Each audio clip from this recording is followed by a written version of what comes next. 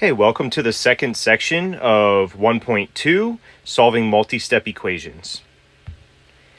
In this lesson, you will be learning the following intentions: how to solve multi-step equations, and you will be doing that in various forms and explaining the process as you go. Quick review.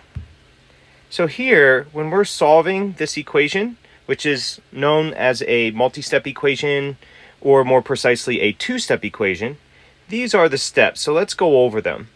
So we want this variable by itself, but we have to then add both sides by 8 so that we could get this to the opposite side using the opposite sign. So we have just 3x is equal to 12, and now the operator implied here is multiplication, so that's why we're doing its inverse operation to both sides of division by 3. And so this simplifies to 1, and this quotient is giving us the final solution of x equaling 4. In this example, we have some like terms to combine first. And if you are combining negatives, they become more negative. So you're starting 2 to the left of 0, and then you go 10 more to the left of 0 to end up at negative 12 left of 0. So that here is going to be here. Let me fix that typo. So we got a negative 12 here. And then we proceed, and we have this 12 that needs to go the opposite side using the opposite sign. And what you do to one side, you do to the other. And now this simplifies to here. And so we have a coefficient of negative 12 in front of our x, which we then divide to both sides.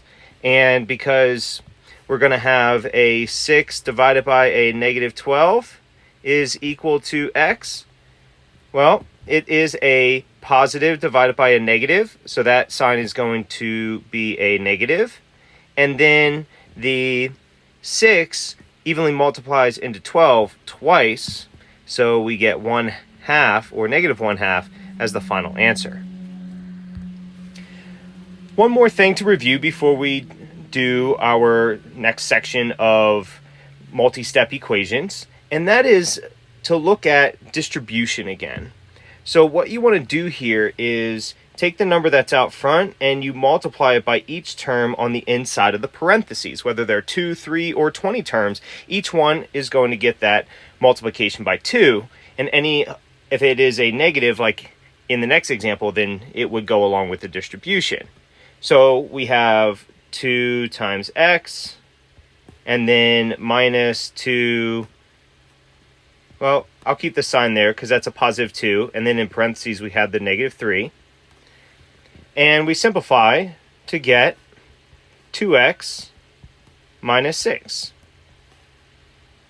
In the next example, we have a negative that needs to go along with each of the products. So this is going to equal negative 4 times 5. And then negative 4 times negative x. So we have negative 4 times 5, a negative times a positive is a negative. Here, the product of 20. And now these signs will simplify. A negative times a negative is a positive. And so then that's just a positive 4x. And I could use it in the other order, like this, so that it's less writing for the final answer. So now we're ready to do day 2 of solving multi-step equations where there will be parentheses. And remember, our learning intentions is that we want to solve these multi-step equations and in various forms and explain the process as we go along.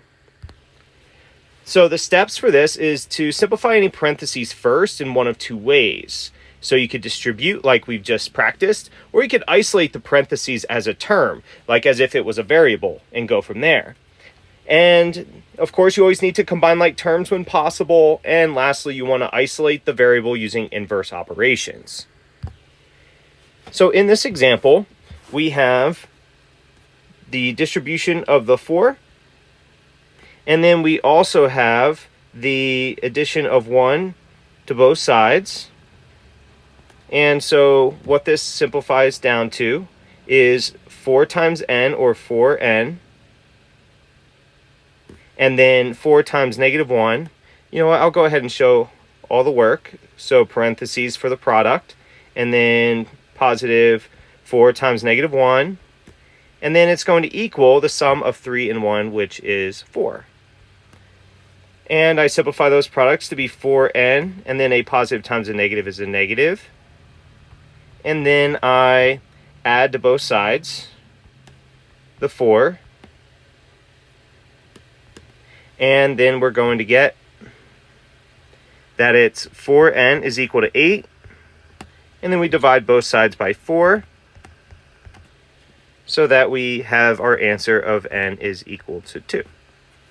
Now, that is one way to go about it.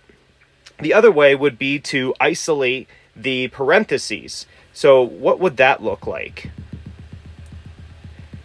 So instead of distribution, what we're going to do is begin by adding that 1 to both sides. Excuse me. So we're going to add 1 to both sides, but we're going to hold off on the distribution. So we're going to get 4 still times n times the quantity n minus 1 is equal to 4. Now, if we treat this like a term, like a variable like z, then we can go ahead and divide both sides by its coefficient of 4. And so then those divide out to 1, leaving us with n minus 1. And then that's equal to 4 divided by 4, which is 1. And so now we could add 1 to both sides. And what we end up with is n is equal to 2. Again, arriving at the same answer. And so always keep your eye on the lookout for isolating this term like a variable. In this example, I'm going to distribute here. And the reason why I'm definitely using that approach is because there is another term with y floating around that I'll need to release this y from the parentheses in order to combine with it. So I have then 13 is equal to, now it's negative 2 distributed to the y and negative 2 distributed to the negative 4. And then that plus 3y has been waiting patiently. And then we do some products. So 13 is equal to negative 2y, and then a negative times a negative is a positive, so that's going to be a plus 8, and then plus 3y. We finally have some like terms here. So this negative 8 is going to go the other side, like so, and then these terms here are going to combine. So we're going to have a difference on the left of 13 and negative 8 for 5, and then on the right, we have a negative 2y plus a 3y is a positive 1y or just y, so we arrive at our answer. In this example, again, it makes sense for us to distribute because we have variables in different parentheses, and in order to access those variables so that we could combine them and then eventually isolate down to a single copy, we must simplify the parentheses first. There's no other way around it. So we go ahead and distribute. So I show those arrows to indicate multiplication. And so we get 5 times 3 times plus 5 times negative x. And then negative 2 times x, and then again, that negative goes along with the product of the distribution, and then so that means it's going to be negative 2 times 1. So whatever is out here is going to be going with the distribution. Okay, let's simplify some products. So we have 15 minus, because it's a positive times a negative, which is a negative, 5x, and then negative 2x, and then negative 2 is equal to negative 1. So we have some like terms here and here, as well as here and here. So let's combine those. So we have a negative 5x minus 2x is a negative 7x. And then we have the 15 minus 2, which is a positive 13. And this equals negative 1. And so now we subtract 13 from both sides, so that we have negative 7x is equal to negative 14. And then we divide both sides by negative 7. And because of lack of room, I'm just going to do the division. So -7, divide it into 14, and we could go ahead and simplify the sign first. So 14 divided by 7 is giving us an x value of 2. So let's review. So in this lesson, we learned how to solve multi-step equations. This time we added parentheses to the mix, and we were able to explain as we went along. Remember that the steps are first to simplify the parentheses in one of two ways, either distribute or treat it like a variable. Isolate the parentheses so then you don't have to undo the distribution later. So sometimes that's the more elegant or clever approach.